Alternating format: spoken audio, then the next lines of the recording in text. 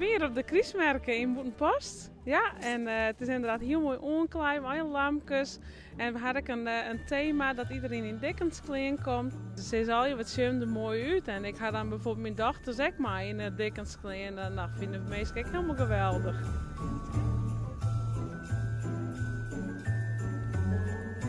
Ja, het is fantastisch om dit met een heel team te organiseren. We organiseren dit met een 15 man.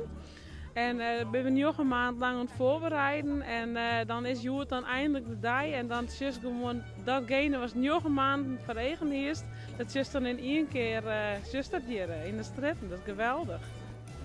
Ik vind het fantastisch. Het is mooi water bij, dus dat scheelt al een hoop. En dan kun je goede, mooie dingen geven. En de sfeer is fantastisch. Ik sta hier op de merken met mijn keramiek. En we hadden nog een paar kerststukjes maken. Hier hebben we bijvoorbeeld mijn theeluchtjehouders. En mijn Christhoesjes hier. Een ander helpen. Hier de mijn Christhoesjes. Ik heb een Christbier gekocht. Oh, maar met geen zin? Jawel, ik zal hem even pakken. Hij zit in een doos.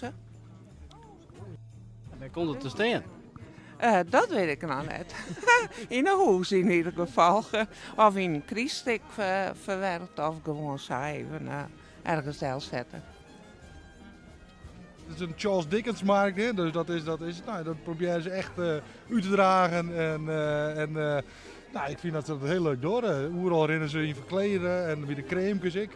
Dus het succes houdt dat vol.